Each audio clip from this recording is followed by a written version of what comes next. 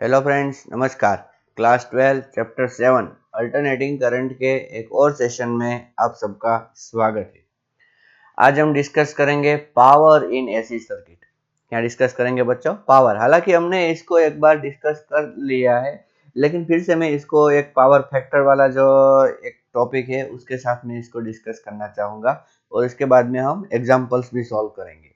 तो शुरू करते हैं इस टॉपिक को। देखिए क्या है कि ये एल सी और आर तीनों को हमने सीरीज में कनेक्ट कर दिया है। उसको एक एसी सोर्स के साथ भी कनेक्ट कर दिया है। एसी सोर्स क्या है? V equal to V zero sine omega T. और करंट कैसे फ्लो हो रहा है? देखिए ऐसे I equal to I zero sine omega T minus delta. ऐसा मान के चलते हैं कि L है उसके अक्रॉस में वोल्टेज ज्यादा है, किसके अक्रॉस के? C के अक्रॉस से। ठीक है, तो जो करंट है वो थोड़ा सा लैग कर रहा है। 90 डिग्री लैग नहीं कर रहा है, थोड़ा डेल्टा जितना लैग कर रहा है। ओके, आइए अब पावर का डेरिवेशन शुरू करें। मैं एक के बाद एक स्टेप में लिखूंगा। Power is equals to V I. ठीक है, अभी वी कितना है? तो V zero sine omega T. Okay, I कितना है? I zero sine omega T minus delta. ठीक है, चलो आगे बढ़े। तो V zero I zero sine omega T into sine omega T minus delta. चलो इतना समझ में आया आपको? ये जो पावर है इसको हम बोलेंगे इंस्टंटेनियस पावर। कौन सा पावर बोलेंगे बच्चों? Instantaneous power. मतलब कि किसी भी टाइम इंटरवल पे आपको पावर चाहिए तो टाइम के लिए तो वो बोलेंगे इसको। ठीक है, अभी एवरेज पावर अगर हमें फाइंड करना है, average power in one cycle, average power in one cycle, तो वो कैसे मिलेगा एवरेज पावर? तो हमें पूरा एवरेज करना पड़ेगा। देखो मैं वी जीरो आई जीरो की एवरेज करता हूँ और फिर मैं किसकी एवरेज करूंगा? इन दोनों के मल्टीप्लीकेशन की। Sign omega T into sine omega T minus delta, उनकी एवरेज करता हूँ। बच्चों ये एवरेज कैलकुलेशन से पहले हम थोड़ा सा मैथमेटिकल देखेंगे। क्या? तो देखिए, साइन अल्फा साइन बीटा, और या तो मैं ऐसा बोलूं कि 2 sine alpha sine beta is equals to, आप ऐसा लिख सकते हो, cos alpha plus beta minus cos alpha minus beta. देखो आप ऐसा कर सकते हो, ऐसा मैथमेटिकल फॉर्मूला है। पहले अल्फा प्लस बीटा करो और फिर अल्फा माइनस बीटा। ये माइनस है तो यहाँ पर हमें माइनस लगाना चाहिए, minus 2 sine alpha sine beta ऐसा। ठीक है, याद कि अगर मैं ऐसा लिखूं साइन अल्फा साइन बीटा, ठीक है, या फिर माइनस, तो यहां पर हम क्या लिख सकते हैं? 1/2 कोस alpha plus beta minus cos alpha minus beta. चलो आपको थोड़ा समझ में आ रहा है ना? ये मैथमेटिकल फॉर्मूला है। अब बच्चों मैं क्या बोल रहा हूं, ये जो ओमेगा टी है इसको हम क्या ले लेंगे? अल्फा। और ये जो ओमेगा टी माइनस डेल्टा है उसको हम क्या ले लेंगे? बीटा। तो क्या बनता है देखिए, therefore sine omega T into sine omega T minus delta is equals to, हम क्या लिख सकते हैं बच्चों? देखिए हाफ। ठीक है, पहले ब्रैकेट में अल्फा और बीटा दोनों को प्लस करना है और अल्फा इज इक्वल टू क्या है? Omega T. तो इसका मतलब हमें ओमेगा टी लिखना है प्लस ये ब्रैकेट, कौन सा? Omega T minus delta. ठीक है, ये हो गया पहला, माइनस कोस। क्या करना है? पहला ब्रैकेट कौन सा है? ओमेगा टी अल्फा, तो मतलब कि ओमेगा टी इसको लिखूंगा मैं। फिर आगे क्या करेंगे? माइनस, तो minus omega T plus delta. समझ में आया आपको? अच्छा, इतना तो समझ में आना चाहिए। अभी omega T plus omega T minus delta, तो क्या आएगा बच्चों? हाफ कोस 2 ओमेगा टी माइनस डेल्टा। ठीक है, माइनस यहाँ पर देखिए omega T minus omega tea cancer, तो माइनस कोस डेल्टा। समझ में आया अच्छी तरीके से आपको? ओके, अभी ये जो टर्म है पहली वाली, ये यहां पर देखो आपको टी दिखाई दे रहा है, इसका मतलब क्या है? ये है depending on time, depending on time. और यहां पर आपको कुछ ऐसा नहीं दिखाई दे रहा है, इसका मतलब क्या है? ये है इंडिपेंडेंट ऑफ टाइम। क्या है ये? Independent of time. समझ में आ रहा है ना? तो इसका मतलब क्या हुआ? Therefore average of cos 2 omega T minus delta. बच्चों हमने डिस्कस किया था कि जो भी टर्म टाइम पे डिपेंड करती है, कोस या साइन, ठीक है, कोस या साइन में ये सा है, तो उसका एवरेज पूरी साइकिल के लिए कितना होता है? 0। और जो टर्म टाइम पे डिपेंड नहीं करती, तो इसका मतलब वो पूरे टाइम पे इतनी ही वैल्यू रहेगी, तो उसका एवरेज तो वही रहेगा, कोस डेल्टा का कोस डेल्टा ही रहेगा। ठीक है, तो देखिए अभी ऊपर के जो टर्म्स है वो देखते हैं। यहाँ पर हमें किसका एवरेज करना है? V0 I0 का। ठीक है, तो उसका एवरेज कितना रहेगा? V0 I0 जितना ही रहेगा। ठीक है, फिर यहाँ पर देखिए मैं फिर से लिख देता हूं ताकि आपको क्लियर हो। P इक्वल टू क्या था? V0 I0 sign omega T into sine omega T minus delta, ऐसा कुछ था। ओके, अभी हम उसको फिर से लिखते हैं V0 I0 टू 1/2। ओके, और यहाँ पर हम क्या लिखेंगे? cos 2 omega T minus delta minus cos delta. Okay, ठीक है, चलिए इतना लिख दिया। अब हमें एवरेज निकालना है, तो एवरेज निकालेंगे तो ये V0 I0 है, ये टाइम पे डिपेंड नहीं करता, तो ये V0 I0 ऐसा है। फिर ये 1/2, ये भी टाइम पे डिपेंड नहीं करता, तो ये 1/2।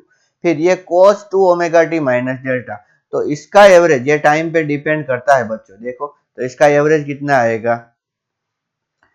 0। ठीक है, माइनस अब ये cos डेल्टा का एवरेज कितना रहेगा? cos डेल्टा है। ठीक है, तो इसका मतलब क्या है? therefore value of average power over one cycle is average power is equals to क्या आएगी? V0 I0/2 cos delta. आप बोलोगे पॉजिटिव, सॉरी नेगेटिव नहीं आएगा, ये यहाँ पर मैंने ये माइनस वाला साइन नहीं लिखा है। देखो हमें बच्चों सिर्फ हमें वैल्यू कंसीडर करनी है इसलिए। ठीक है, तो क्या आंसर आया? V0 I0/2 cos delta. देखो इस फॉर्मूला में आपको ये जो कोस डेल्टा दिख रहा है ना, कोस डेल्टा, सिर्फ डेल्टा नहीं बच्चों, कोस डेल्टा, इसको हम क्या बोलते हैं? Power factor. क्या बोलते हैं? Power factor. क्यों? क्योंकि different different type of circuit के लिए ये वेरी होता है। कौन? Power factor. ठीक है, देखो हम इसको ऐसा भी लिख सकते हैं, कैसा? V0/√2 into I0/√2।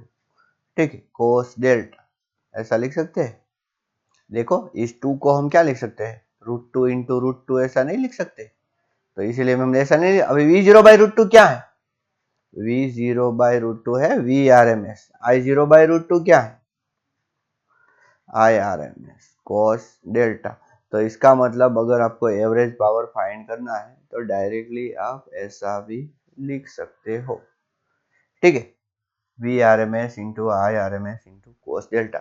बच्चों मैं आपको डेल्टा के बारे में फिर से एक बार बोलना चाहूंगा। डेल्टा क्या है? तो देखिए सीरीज में करंट सबका सेम है, इसलिए मैंने I0 यहाँ पे लिख दिया। फिर फेजर डायग्राम में ड्रॉ कर रहा हूँ, ये हो गया हमारा VR। ठीक है, फिर ये हो गया हमारा VL, फिर ये हो गया हमारा VC। फेजर डायग्राम तो पता ही होगा। ठीक है, तो इसमें से अगर VC को सब्ट्रैक्ट करता हूँ तो इतना जो बन गया वो हमारा बन गया VL माइनस VC। ठीक है, तो ये हो गया हमारा नेट वोल्टेज। ठीक है, नेट वोल्टेज। तो V0 को अगर हमें फाइंड करना है तो V0 कितना है बच्चों, ये है VL माइनस VC का स्क्वायर प्लस VR का स्क्वायर और सब का अंडर रूट। ठीक है, और इन दोनों के बीच में ये जो एंगल बना ये है डेल्टा। ये क्या है, डेल्टा। ठीक है, तो बच्चों अगर आपको डेल्टा लिखना है तो ten delta is equals to आप क्या लिख सकते हो, ten delta is equals to आप लिख सकते हो VL minus VC upon VR।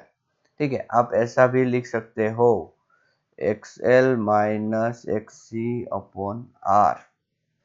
क्यों, क्योंकि VL इज इक्वल टू क्या है, VL इज इक्वल्स टू है I0 into XL, VC is equals to क्या है, I0 इंटू XC। बच्चों XL और XC के बारे में हमने बहुत डिस्कस किया है। XL है इंडक्टिव रिएक्टेंस, XC है कैपेसिटिव रिएक्टेंस, और VR इज इक्वल्स टू क्या है, I0 इंटू R। तो इन तीनों की अगर वैल्यू रिप्लेस करेंगे तो इसमें से I0 तो कैंसिल आउट हो जाएगा ना, तो XL minus XC upon R रहेगा ना। ठीक है, तो समझ में आया कि नहीं अच्छी तरीके से आपको कि डेल्टा की वैल्यू चेंज हो सकती है कैसे, अगर XL और XC की वैल्यू चेंज करें तो। पहला केस ले, अगर प्योरली इंडक्टिव और कैपेसिटिव सर्किट, क्या तो प्योरली इंडक्टिव या तो प्योरली कैपेसिटिव सर्किट। देखना अच्छी तरीके से, अगर प्योरली इंडक्टिव या तो प्योरली कैपेसिटिव सर्किट है तो ये VR तो आएगा ही नहीं। VR तो क्यों, क्योंकि रेजिस्टेंस तो होगा ही नहीं। तो सर्किट कैसी दिखेगी बच्चों, ऐसी, ऊपर VL, नीचे VC और ये है I0। तो VL माइनस VC यहां ऐसा आएगा, या तो अगर VC बड़ा है तो यहां आएगा। तो नेट वोल्टेज और करंट के बीच में कितना फेज डिफरेंस हो गया, 90 डिग्री, और इसका मतलब डेल्टा इज इक्वल्स टू हमें कितना मिला, 90 डिग्री। तो आइए एवरेज पावर कंज्यूम में अगर रखें तो V0 I0 by 2 cos delta. ठीक है, इसका फॉर्मूला ऐसा है। तो V0 I0 बाई 2 कोस कितना 90, तो कोस 90 0, तो इसका मतलब कितना पावर कंज्यूम हुआ, 0। ठीक है, याद रखना अच्छी तरीके से, therefore no power is consumed by inductor and capacitor. याद रखना, इंडक्टर और कैपेसिटर कभी भी कोई पावर कंज्यूम नहीं करते। ठीक है, इन वन साइकिल जितना कंज्यूम करते हैं उतना दे भी देते हैं, इसलिए ऐसा हम बोल सकते हैं कि एक साइकिल में इंडक्टर और कैपेसिटर कोई पावर कंज्यूम नहीं करते। ठीक है, अच्छा अभी देखो दूसरा है कि अगर प्योरली रेजिस्टिव सर्किट हो, purely resistive circuit, purely resistive circuit हो तो उसमें कैसा होगा, तो ये है I0 और ये हो गया VR। तो बच्चों इसमें तो मतलब कि VL VC ऐसा कुछ आएगा ही नहीं, तो इसका मतलब यहां पर डेल्टा कितना है, 0। तो आइए एवरेज पावर अगर सॉल्व करें तो देखिए फॉर्मूला तो वही रहेगा, V0 I0 by 2 cos delta. तो मैं यहाँ पे लिख देता हूँ V0 I0 बाई 2। अभी डेल्टा की वैल्यू 0 है तो cos 0 कितना 1, तो V0 I0 बाई 2। ठीक है, या तो आप डायरेक्टली ऐसा लिख सकते हो VRMS इंटू IRMS। समझ में आया कि नहीं। तो पावर कंज्यूम होगा, पावर कब कंज्यूम होगा, power is consumed only in resistor, power is consumed only in resistor. बच्चों रेजिस्टर जो पावर कंज्यूम करता है वो हीट के फॉर्म में बाहर दे देता है, वापिस बैटरी को नहीं देता। इसका मतलब ये हुआ कि उसने बैटरी से पावर ले लिया। इंडक्टर और कैपेसिटर में क्या है कि इंडक्टर और कैपेसिटर जितना भी पावर बैटरी से लेते हैं, जितनी भी एनर्जी बैटरी से लेते हैं एक साइकिल में, ठीक है, उतनी ही एनर्जी उसको वापस भी कर देते हैं इंडक्टर और कैपेसिटर। कैपेसिटर चार्जिंग के लिए लेता है और जब डिस्चार्ज होता है तब बैटरी को वापस कर देता है। ठीक इंडक्टर भी ऐसा ही करता है कि जब करंट बढ़ता है तो करंट को कम करने के लिए बैटरी के पास से एनर्जी ले लेता है ताकि करंट कम हो। ठीक है, फिर जब करंट कम होता है तो इंडक्टर को वो भी पसंद नहीं कि करंट कम हो, तो उसको बढ़ाने के लिए क्या करेगा, तो वो बैटरी को एनर्जी दे देगा ताकि करंट बढ़ाए। तो इसका मतलब क्या हुआ कि जितनी एनर्जी ली थी उतनी एनर्जी दे दी इंडक्टर ने और कैपेसिटर ने। लेकिन रेजिस्टर क्या करता है, जितनी एनर्जी लेगा उसको हीट के फॉर्म में बाहर कहीं पे क्या कर देगा, डिस्पर्स कर देगा। तो इसका मतलब क्या है कि वो बैटरी को वापस एनर्जी नहीं दे रहा है। तो मतलब रेजिस्टर ही पावर कंज्यूम करता है। ठीक है, अगर कुछ ऐसी सर्किट है इन एल आर, मतलब कि रेजिस्टर और इंडक्टर है, फिर सी आर मतलब रेजिस्टर और कैपेसिटर है, या तो एल सी आर, तो उसमें तो हम जनरल फॉर्मूला लगा सकते हैं क्या, V0 I0 by 2 cos delta. हाँ, एक बात है कि अगर हमें कोस डेल्टा की वैल्यू मालूम करनी है बच्चों, तो ये है R और ये है XL माइनस XC। ठीक है, तो ये हो गया हमारा Z। ठीक है, ये हो गया हमारा XL माइनस XC और ये हो गया डेल्टा। तो इसका मतलब क्या है कि cos delta is equals to क्या होगा, R अपॉन Z होगा। तो R अपॉन Z अगर हम करें तो V0 I0 by 2 R upon Z इतना पावर कंज्यूम होगा। ठीक है, अगर सिर्फ एल आर है तो यहाँ पर एक्सएल माइनस एक्ससी की जगह पर आप क्या रख दो, सिर्फ एक्सएल रख दो। ठीक है, जेड की वैल्यू क्या है, जेड की value under root of XL minus XC whole square plus R square. इसको तो मैं इस चैप्टर में इतनी बार लिख चुका हूँ कि अब तो मुझे कभी कभी नींद में भी याद आता है। ठीक है, R square plus XL square ऐसा होगा तो इसका मतलब एल आर सर्किट है। R square plus XC square होगा तो इसका मतलब सी आर सर्किट है। सिर्फ अगर एलसी होगी ना बच्चों, एलसी, तो पावर कंज्यूम नहीं होगा। क्यों, क्योंकि एल और सी उन दोनों में से कोई भी पावर कंज्यूम नहीं करता। एक चीज है देखो, मुझे याद आ गई, इन केस ऑफ रेजोनेंस, देखो एलसीआर सर्किट है, ठीक है, लेकिन रेजोनेंस हो गया तो इसका मतलब क्या होगा, डेल्टा जीरो, एल और सी ने एक दूसरे को कैंसिल कर दिया, तो उस टाइम पे मैक्सिमम करंट फ्लो होगा, maximum current flow. Okay, and therefore maximum power gets consume.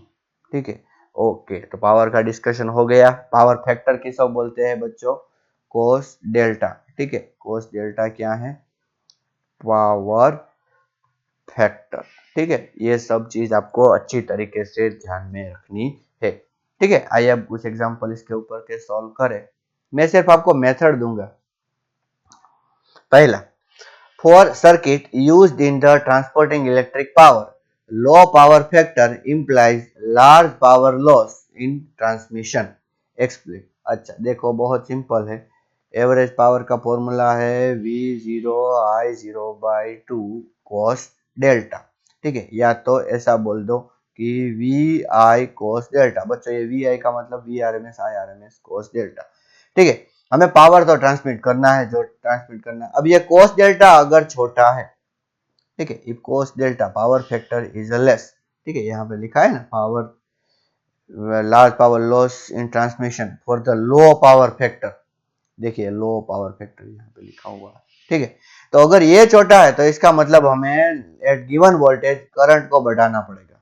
किसको बढ़ाना पड़ेगा, करंट को। Okay, and as we increase the current, जो पावर लॉस का फॉर्मूला है, पावर लॉस वो है आई स्क्वायर आर। तो करंट जब हम बढ़ाएंगे तो पावर लॉस क्या करेगा, बढ़ेगा कि नहीं, समझ में आया कि नहीं। फिर से बोलो, अगर कोस डेल्टा अगर छोटा है तो अगर हमें पावर ज्यादा करना है तो इसका मतलब हमें करंट को बढ़ाना होगा एट गिवन वोल्टेज। अब बोलोगे सर वोल्टेज भी तो बढ़ा सकते हैं।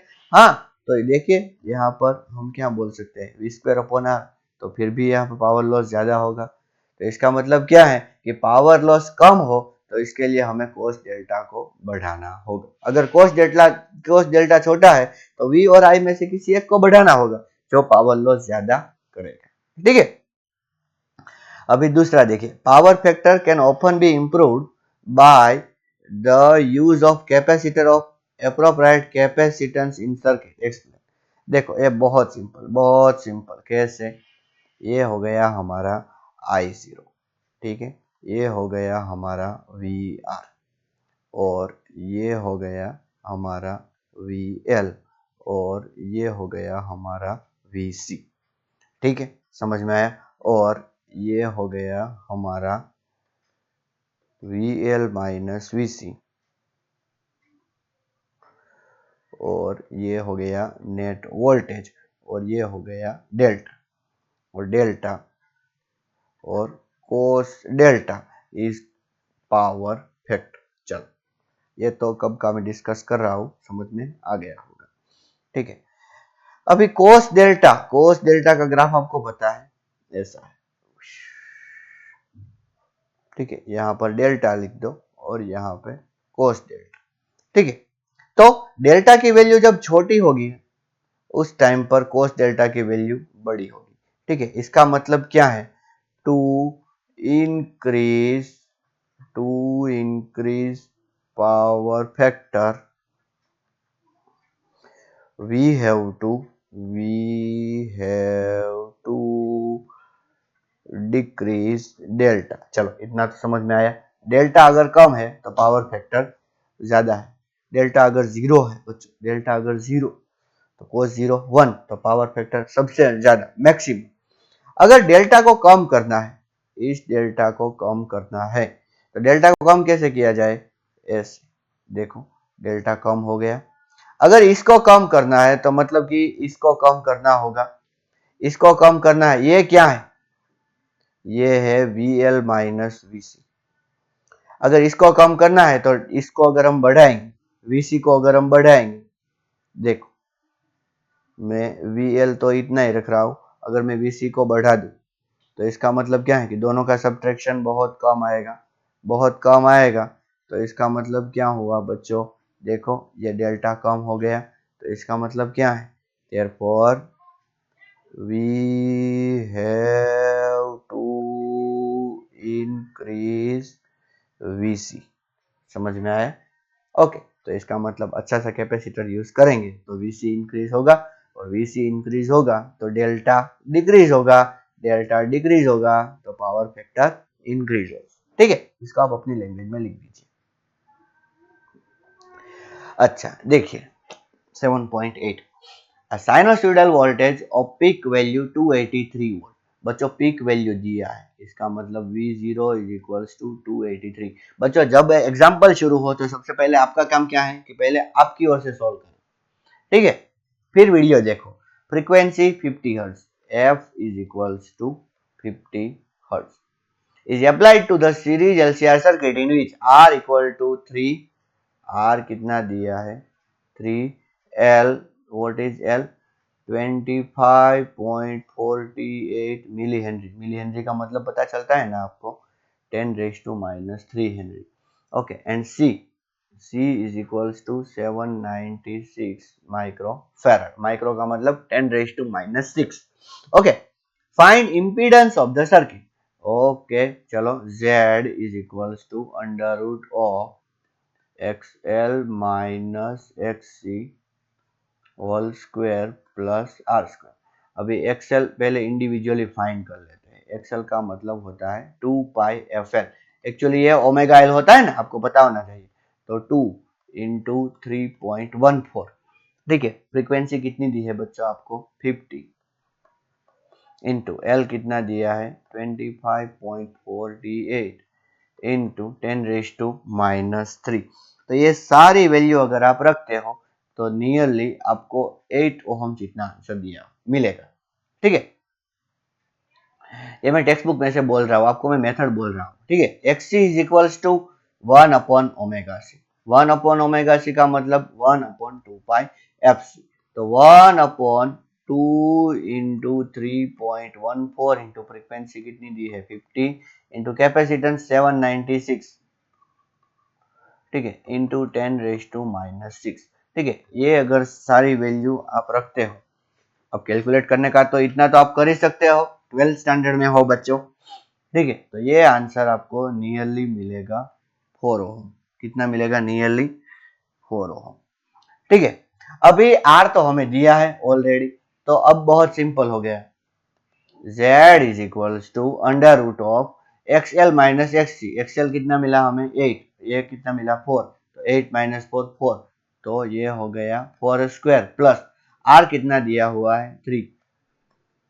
It's very simple, it will become a 5 ohm. Okay, दूसरा क्या दिया है? Find the phase difference between voltage across source and current. बच्चों, tan delta is equals to XL minus XC upon R, ठीक है। फेज डिफरेंस डेल्टा है, पहले tan delta तो फाइंड कर ले। XL कितना है? XL कितना मिला था हमें? देखिए 8, इसलिए मैंने उसको इंडिविजुअल फाइंड किया था। XC कितना मिला था? 4, और R कितना है हमारे पास? 3। R 3 है ना? हाँ 3 ओम। तो 8 माइनस 4 कितना होता है? 4। 4/3 tan delta is equals to, बच्चों आपको वो स्पेशल ट्राइंगल याद है? यहाँ 3 4 और 5, ये एंगल 53 होता है। मैंने कैसे याद रखा है? 5 और 3, ये कोइंसिडेंस है। 5 3 इसलिए 53 नहीं, ऐसा कोइंसिडेंस है इसलिए। और यहाँ पर 37, ठीक है। अभी हमें 4/3 करना है, तो 4/3, तो tan 53 इज इक्वल टू आएगा कि नहीं? देखिए आप ट्राइंगल में देखिए, tan 53 इज इक्वल्स टू आएगा ना? देखो आप इसको 5x 4x और 3x ऐसा भी बोल सकते हो, ठीक है। मतलब कि इनके मल्टीपल के लिए भी ये ट्राइंगल ट्रू है। तो tan 53 इज इक्वल्स टू क्या मिलेगा? देखिए अपोजिट अपॉन एडजेसेंट, तो 4/3, ठीक है। तो इसका मतलब डेल्टा इज इक्वल्स टू कितना हुआ बच्चों? 53 डिग्री। ओके, अभी तीसरा क्या फाइंड करना है? ये ए और बी हो गया। C, power dissipated in the circuit. Okay, कोई बात नहीं, power dissipated in the circuit. तो power dissipated V0 I0/2 cos delta. अभी V0 दिया हुआ है क्या? 283, ठीक है। I0 कैसे फाइंड करें? तो I0 is equals to V0 upon Z। तो V0 तो हमारे पास है ही 283 अपॉन Z। Z की वैल्यू हमने थोड़ी देर पहले फाइंड की थी, कितनी? 5। समझ में आ रहा है ना? ओके, आई ये है 2। अभी cos delta is equal to R upon Z पता होना चाहिए। R कितना है? 3, और Z कितना है? तो Z अभी मैंने इधर लिखा 5, ठीक है। तो ये सारी वैल्यू अगर आप रिप्लेस करते हो, ठीक है, power dissipated in the circuit, तो आपको आंसर मिलेगा 4800 वॉट। कितना मिलेगा? 4800 वॉट। समझ में आया कि नहीं? अच्छी तरीके से आपको ट्राई कर लेना है एक बार फिर से प्लीज। और दूसरा क्या पूछा है हमें? Power factor. पावर फैक्टर, तो पावर फैक्टर का फॉर्मूला क्या है? कोस डेल्टा। तो सिर्फ कोस डेल्टा है तो वो 3/5 ही आएगा। देखो तो 3/5 कितना है? 0.6। पावर फैक्टर मतलब कि कोस डेल्टा की वैल्यू, ठीक है, डेल्टा नहीं। याद रखना अच्छी तरीके से, बच्चे बहुत बार इसमें कंफ्यूज हो जाते हैं। ओके, चलिए नेक्स्ट करते हैं। Suppose frequency of the source in the previous example can be varied. Okay, frequency. What is the frequency of source at which resonance occurs? Okay, तो बच्चों f is equals to 1/2π√LC। बच्चों अभी अभी हमारा resonance खत्म हुआ है, तो इतना तो आपको याद होना चाहिए ठीक है, resonant frequency under root L C L. अच्छा, तो एल की वैल्यू हमें उसमें से लानी होगी 25.48 और 796, 25.48 इंटू 796, एक मिली था और दूसरा माइक्रो।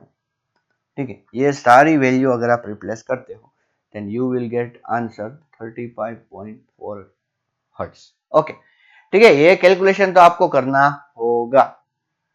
ये 10⁻³ और 10⁻⁻6 है, तो 10⁻⁻9 हो गया, तो उसका अंडर 10⁻⁻3 ऐसा कभी नहीं होगा। आप पहले इसको 10⁻² कर दो, इवन पावर करके करना है। ठीक है, ओके। कैलकुलेट द इम्पीडेंस, हमें क्या कैलकुलेट करना है? इम्पीडेंस। तो Z is equals to R at resonance, रेस्टोन्स मैंने लिखा, sorry, Z is equals to R कब होगा? At resonance. तो इसका मतलब क्या होगा? Directly Z is equals to 3 ohm हम लिख सकते हैं। ठीक है, and power dissipated at the resonant condition. Okay, तो पावर क्या होगा? V0 I0 by 2 cos delta होगा।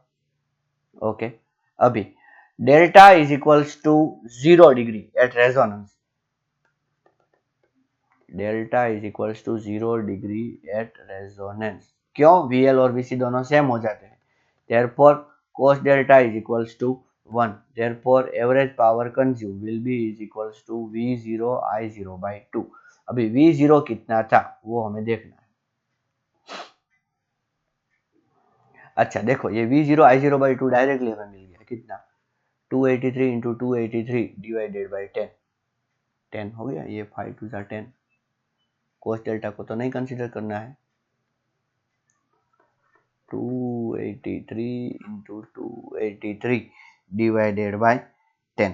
ठीक है, तो आपको आंसर मिलेगा 13.35 किलोवाट, 13.35 किलोवाट। देखो बहुत ज़्यादा पावर कंज्यूम हो रहा है, आप देख सकते हो अच्छी तरीके से, आपको मिलेगा। ठीक है, इतना पावर कंज्यूम। कुछ और पूछा है क्या? Calculate impedance the current. अच्छा, करंट भी हमें पूछा है, करंट एंड द पावर।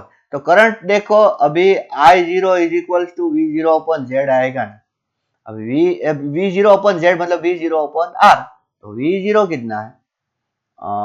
बार बार मुझे देखना पड़ रहा है, V0 283 और Z इज इक्वल टू तो R होता है, तो 283, ठीक है, अपॉन 3, ये हो गया हमारा I0।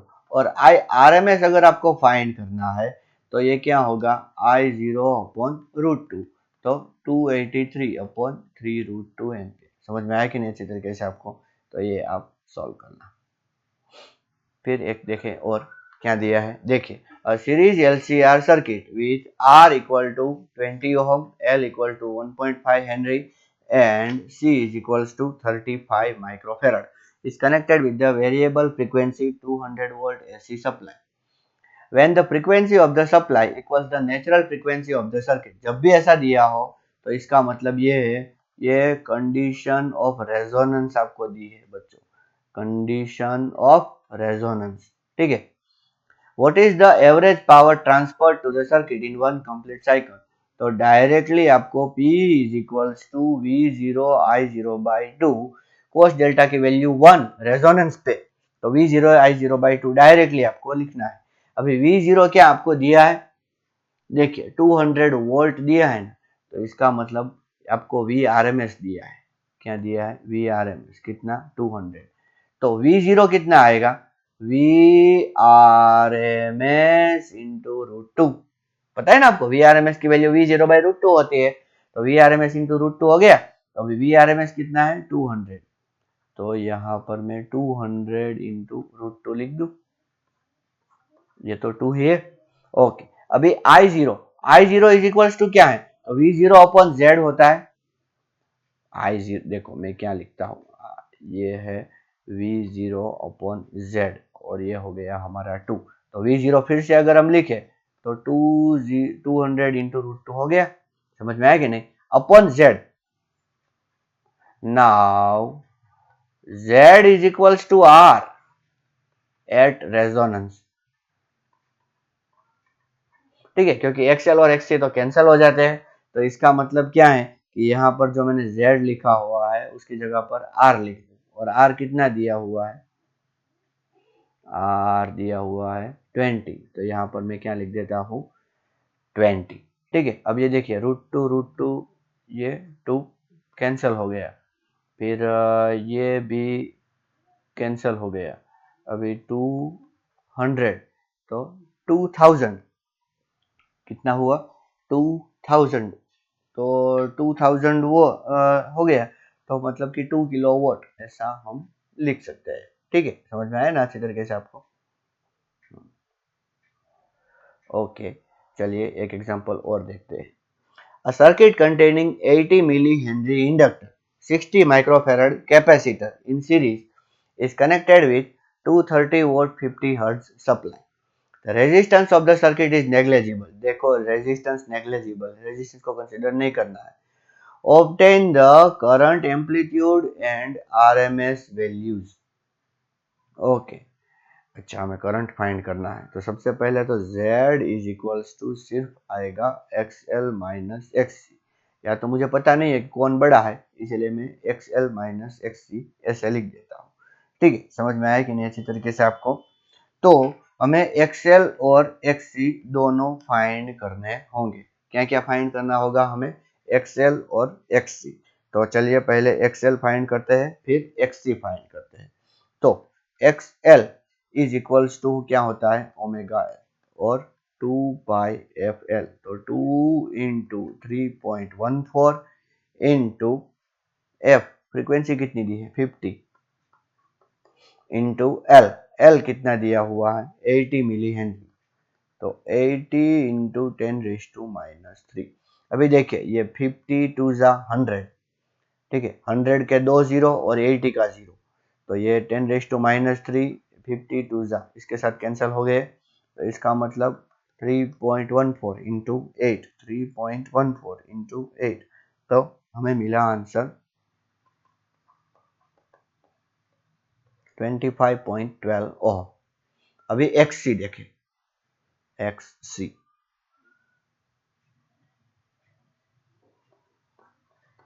XC is equals to 1 upon omega c is equals to 1 upon 2 pi fc। तो अभी देखिए 2 और f, फ्रीक्वेंसी 50 थी पता है ना, तो ये 100 हो गया ना, तो ये 100 पाई 100 3.14 है, पाई इक्वल टू बच्चों, तो 3.14 इंटू 100 तो 314 हो गया, तो डायरेक्टली मैं यहाँ पे 314 लिख देता हूँ। अभी c कितना है? 60 माइक्रोफेराड। अभी माइक्रो 10⁻⁻6 होता है, तो एक 60 का 0 उसके साथ कैंसिल हो गया, तो 10⁻⁻5 हो गया, तो उसका मतलब ये है कि मुझे ऊपर न्यूमरेटर में 5 जीरो लिखने हैं और यहाँ पर 6। ठीक है, तो आइए इसको डिवाइड करते हैं, तो हमें क्या मिलता है? कितना है? 10 लाख है कि 1 लाख है? अच्छा, आपको बड़े होके इतने पैसे कमाने हैं तो पता होना चाहिए कि 10 लाख है कि 1 lakh. Okay, divided by 314, okay, and divided by 6, so we will get nearly 53 ohm। कितना आंसर मिलेगा हमें? 53 ओम।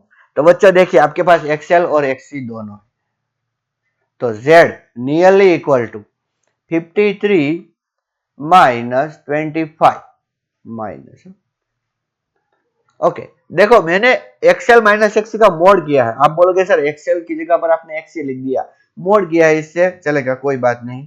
तो हमें क्या मिला? 53 minus 25, so what will be the answer? 28। तो ये हमारा हो गया जेड। अभी तो एग्जाम्पल का कैलकुलेशन शुरू भी नहीं हुआ है, सिर्फ हमने जेड ही सॉल्व किया है। Obtain current amplitude and RMS value. अभी I0 is equals to V0 upon Z. क्या V0 या VRMS या कुछ ऐसा कुछ दिया है? ये 230 वोल्ट है, तो 230 वोल्ट मतलब VRMS दिया हुआ है, तो इसका मतलब 230 इंटू √2 अपॉन Z 28, ठीक है, तो मतलब कि 230 इंटू 1.41, ठीक है, divided by 28. So what will be the answer? The answer will be equals to 11.58 ampere, या तो 11.6 एम्पियर ऐसा आप बोल सकते हो। और अगर आपको IRMS फाइंड करना है तो आपको क्या करना होगा? 11.6 ये I0 है, और I0 ये, हाँ, V0 इज इक्वल्स टू क्या होता है? ये VRMS इंटू रूट टू होता है ना। हाँ, तो रेडी, ये I0 ही है, तो इंटू रूट टू कर देता हूँ मैं, क्या कर देता हूँ? रूट 2। कुछ समझ में आ रहा है आपको अच्छी तरीके से? I0 क्या है? 11.6। देखो मैं क्या बोल रहा हूँ कि ये 11.6 मिला, और I R M S is equals to क्या होता है? I0 अपॉन रूट 2 होता है, I0 अपॉन रूट 2। तो 11.6 अपॉन रूट 2 कर दूं तो एक्चुअली तो मुझे 230 अपॉन 28 ही करना होगा, तो हमें आंसर मिलेगा 8.21 एम्पियर। ठीक है, ओके। अभी ये हमारा हो गया current amplitude and RMS. What is the RMS value of potential drop across each element? तो बच्चों, तो VL is equals to I into XL, VC is equals to I into XC। IRMS लेना है, कौन सा लेना है? IRMS कितना है? 8.21। तो यहाँ पर मैं 8.21 इंटू XL कितना है? 25.12, तो 25 ले लेता हूँ। ठीक है, कितना है? 8.21 इंटू 25, तो 205 नियरली आंसर कितना आता है? 205। और यहाँ पर I 8.21 दोनों सीरीज में है इसीलिए, ओके। देखो यहाँ पे लिखा हुआ है सीरीज में, तो करंट सेम होगा। और XC की वैल्यू लेते हैं 53। ठीक है, तो क्या मिला हमें? 8.21 into 53, so answer will B 435.13 ohm, नहीं सॉरी, वोल्ट। ठीक है, मैंने ऊपर जो मैंने देखो, मैंने यहाँ पर ओहम किया है, ये गलती है। यहाँ पर क्या आएगा? वोल्ट। देखिए, आप बोलोगे सर इतना ज्यादा वोल्ट है और नेट वोल्टेज तो सिर्फ 230 है, लेकिन आपको याद रहना चाहिए कि VL और VC, ये VC है और ये है VL। अभी VL, ये VC, देखिए VC बड़ा है, इसलिए इनमें से अगर आप माइनस करो 435, अगर लो 435 माइनस 205 अगर करो, तो आपको आंसर कितना मिलेगा? देखो, आपको वेक्टर सम करना होगा। ठीक है, समझ में तो आ रहा है ना आपको? VL और VC का डायरेक्ट ऐड नहीं कर सकते, वेक्टर सम करना होगा। कहने का मतलब 435 माइनस 205, तो आपको 230 मिल जाएगा। ये हमने टैली किया है। ठीक है, समझ में आना चाहिए। What is the average power transfer to the inductor? 0 volt. What is the average power transfer to the capacitor? 0 volt. What is the total average power consume by the circuit? 0 volt. अब यह नहीं बोलूंगा क्यों, हमने discuss कर लिया है already. Suppose circuit in 7.18 has a resistance of 15 ओम। अब रेजिस्टेंस आया। obtain the average power transfer to each element of the circuit। अच्छा, एंड टोटल पावर एब्जॉर्ब। बच्चों, इंडक्टर और कैपेसिटर में तो जीरो ही आएगा। अब सिर्फ हमें एवरेज पावर जो कैलकुलेट करना है वो है V0 I0 by 2 cos delta. ठीक है, V0 हमें मिला था कितना? VRMS हमारे पास था 230 इंटू 230, तो 230 इंटू रूट 2 कर देता हूँ। चलिए, 230 इंटू रूट 2। ठीक है, अभी I0 का मतलब V0 बाई जेड आएगा, तो इसका मतलब 230 इंटू रूट 2, और ये तो 2 तो है ही हमारे पास, और ये Z। कोस डेल्टा का मतलब क्या होगा? R बाई जेड होगा। ओके, चलो ये रूट टू कैंसल किसके साथ, 2 के साथ, 230 इंटू 230 इंटू, अभी ये r जो है r कितना है 50 और डिवाइडेड बाय क्या करना है z। बच्चों ऊपर का z काम में नहीं आएगा, z हमें कैलकुलेट करना होगा। z is equals to under root of xl minus xc, या तो xc माइनस xl कुछ भी कर सकते हो, ठीक है। अगर दोनों कॉमन है ना तो ऐसे सिंबलाइज करते हैं, whole square plus R square. उनका डिफरेंस कितना था वो हमने निकाला था, 28, और आर कितना है 15, तो 15 का स्क्वायर, ठीक है। तो अभी बच्चों पहले मुझे 28 का स्क्वायर करना होगा, तो ये होता है 784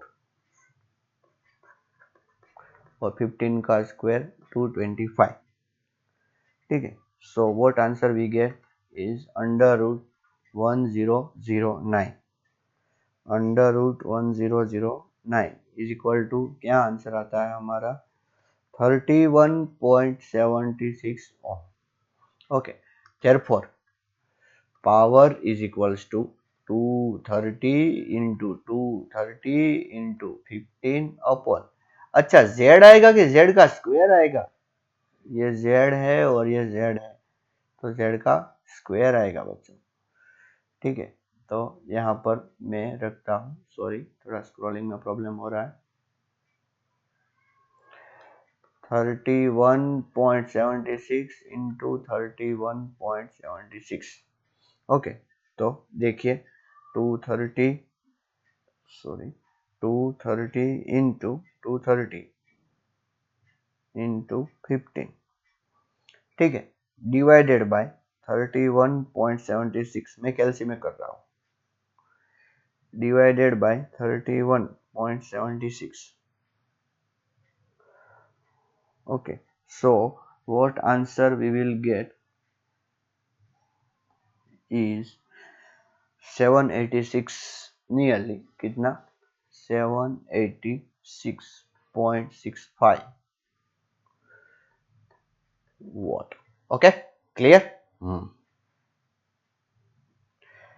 अभी क्या दिया है देखिए, a series LCR circuit with LCR connected to 230 volt variable frequency supply, what is the source frequency for which current amplitude is maximum। बच्चों मैं सिर्फ आपको हिंट दे दूंगा यहाँ पर, ठीक है, क्योंकि बहुत टाइम चला गया है, तो 1/2 पाई अंडर रूट LC ऐसा आएगा, and obtain this maximum value, current amplitude is maximum, तो बच्चों I0 is equals to V0 upon सिर्फ R कर दो, डायरेक्टली आपको वैल्यू मिल जाएगी, क्यों, क्योंकि रेजोनेंस पे तो सिर्फ R ही होता है इसीलिए। What is the source frequency for which average power absorbed by the circuit is the maximum। अच्छा तो इसका मतलब ये जो आंसर हमें जो F0 मिला उसका भी मतलब कि पावर भी मैक्सिमम ही होगा। Obtain the value of this maximum power, अच्छा तो मैक्सिमम पावर की वैल्यू कैसे मालूम करें, V0 I0 by 2 cos delta तो 1 ही होगा, मतलब कि V0 I0 बाई 2 ही कर दो सिर्फ, ओके।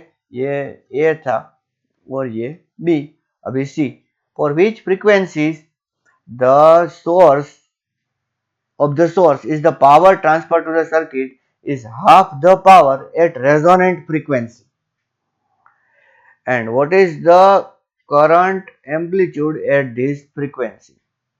अच्छा बच्चों आपको वो ग्राफ याद है क्यू फैक्टर जब हमने डिराइव किया था उस टाइम पे,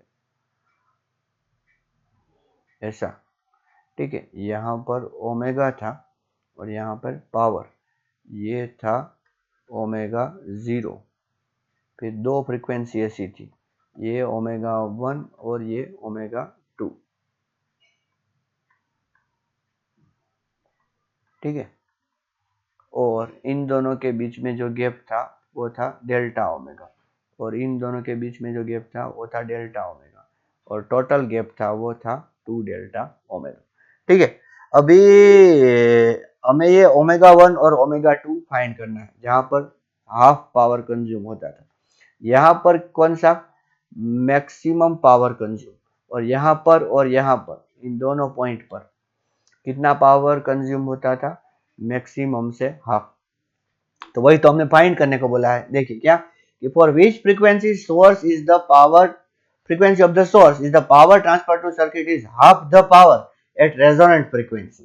half the resonant frequency नहीं, half the power at resonance, ये resonant frequency है उससे half। ठीक है, तो हमारे पास ओमेगा 0 है, या तो देखिए अगर आप इसको F1 बोलना चाहे और F2 बोलना चाहे तो भी कोई बात नहीं। तो एक बार हमें अगर डेल्टा ओमेगा मिल जाए तो कर सकते हैं। देखिए आपको पता होगा 2 डेल्टा ओमेगा हमने एक रिलेशन डिराइव किया था बच्चों। देखो क्यू फैक्टर का रिलेशन क्या था, ओमेगा 0 अपॉन डेल्टा ओमेगा। ठीक है, ओमेगा 0 बाद में हमने 1 upon under root L C plus किया था, और delta omega sorry 2 delta omega ऐसा रिलेशन था। फिर 2 delta omega is equals to हमने ऐसा प्लस किया था ऐसा L upon R. Actually 2 delta omega का रिलेशन क्या था, आर अपॉन एल। देखो इसको याद रखना, 2 delta omega is equals to R upon L. आपके पास आर और एल दोनों की वैल्यू है, ये है आर और ये है एल। आर और एल दोनों की वैल्यू है, तो देखो इसको भूल जाओ, इसको तो हम बाद में देखेंगे, पहले इसको देखो। 2 delta omega is equal to R upon L की वैल्यू है, तो delta omega is equals to क्या होगा, आर अपॉन 2 एल होगा। समझ में आया? तो आपको क्या मिल गया, डेल्टा ओमेगा मिल गया। तो ओमेगा 1 इज इक्वल्स टू क्या होगा, omega 0 minus delta omega, and omega 2 is equals to क्या होगा, ओमेगा 0 प्लस डेल्टा ओमेगा। मतलब कि इस डेल्टा ओमेगा की वैल्यू आपको क्या करनी है, एक बार ऐड करनी है और एक बार सब्ट्रैक्ट करनी है। किसमें से, जो मैक्सिमम फ्रीक्वेंसी आपको मिले ना वो रेजोनेंट फ्रीक्वेंसी, उसमें से। Okay, and then you will get the answer. और पावर कितना होगा, और करंट कितना होगा, वो आरएमएस होगा, I zero by root. What is the Q factor of the given circuit. तो बच्चों क्यू फैक्टर का तो फॉर्मूला क्या था, 1 upon R under root L by C. ठीक है, तो इस एग्जांपल की वैल्यू आप रिप्लेस कीजिए and you will gate surely the answer. ठीक है, तो आज के लिए इतना ही, और नेक्स्ट चैप्टर में हम बहुत, नेक्स्ट चैप्टर नहीं सॉरी, नेक्स्ट वीडियो में बहुत ही इंपॉर्टेंट कंसेप्ट डिस्कस करने वाले हैं जिसको बोलते हैं LC oscillations. Okay, thank you and नमस्कार।